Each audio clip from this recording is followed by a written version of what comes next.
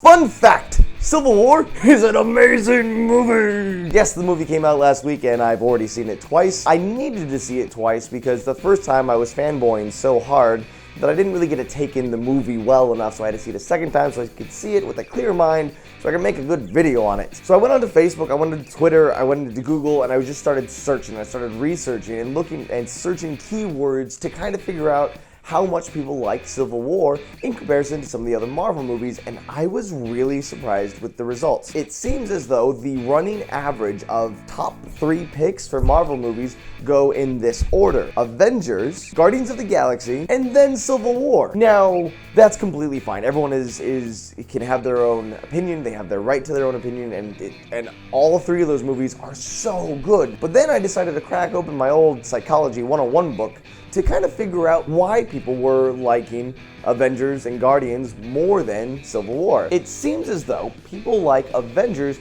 because if you look at that movie, it had so much going for it.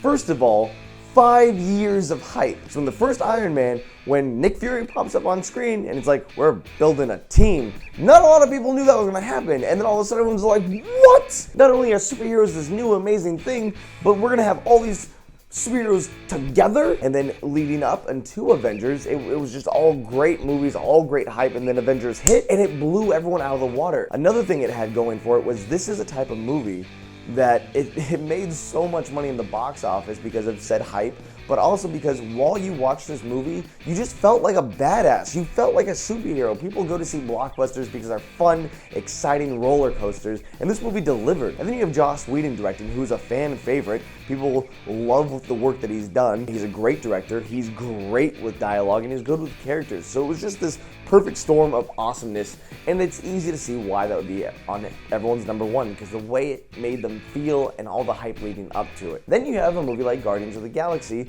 getting its step above Civil War based on people's opinion, and from what I understand, that is because we got so used to what a superhero movie was that by the time Guardians of the Galaxy came out, it was a set of characters that we'd never seen before.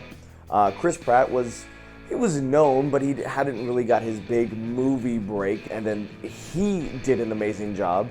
It was a great ensemble cast. Dave Bautista just killed it as his character. Everyone fell in love with Groot and Rocket, and it also kind of turned the whole superhero thing on its side by having the bad guys be good guys. Like they're a bunch of thieves and criminals and assassins, and guess what? We're rooting for them. So when people went into the theater and they got this experience that was just mind-blowing that they weren't expecting. When you have that kind of experience of this perfect storm of different attributes, it leaves something on your memory where you're like, oh man, that was just fantastic. Then we get to Civil War, everyone's third favorite film. I'm not really good at having a favorite movie of my own, but I think after seeing this movie, it probably is my number one movie, and here's why I think it is better than Avengers and Guardians of the Galaxy. It's because you have the Russo brothers that are so good at doing ensemble casts, even better than Joss Whedon. But I said it, I think the Russo brothers are better at ensemble casts than Joss Whedon. Honestly, hands down, just superhero movie aside, I think it has the best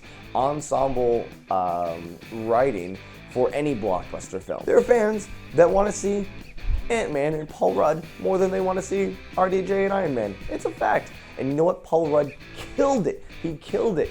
It was so funny because I was loving Hawkeye the entire time he was on screen. Then Paul Rudd shows up and just every joke he cracks hits, and it was fantastic. The pacing in the movie was amazing. It was perfect.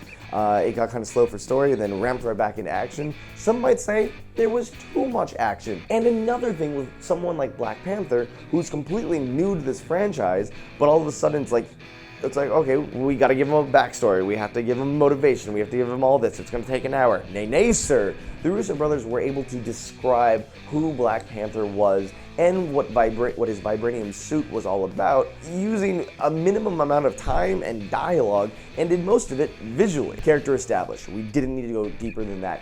Even by introducing Spider-Man in this movie, they didn't mention Uncle Ben, they didn't mention his origin. It was literally just so quick, and you can see in Peter Parker's line about when you can do what I can do and you do nothing, and people get hurt, like that's when you lose. That's pretty much him touching back to how Uncle Ben dies, and it's something that we've seen already, so it's something we know, so they didn't waste any time on it.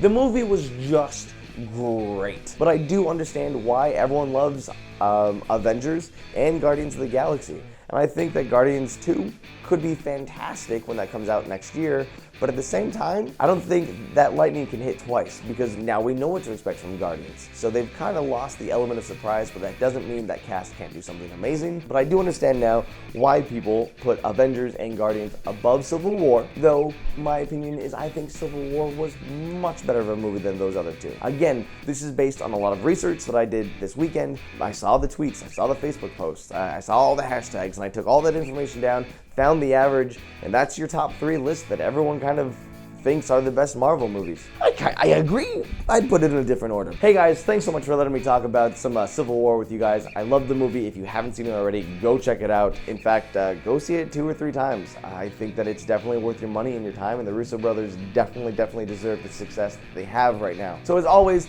thank you so much for watching, and I'll see you later. Hey, here's that end card.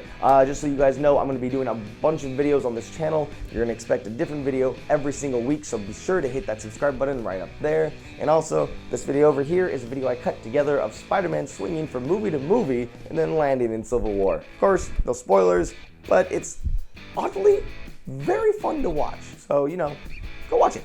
Bye, guys.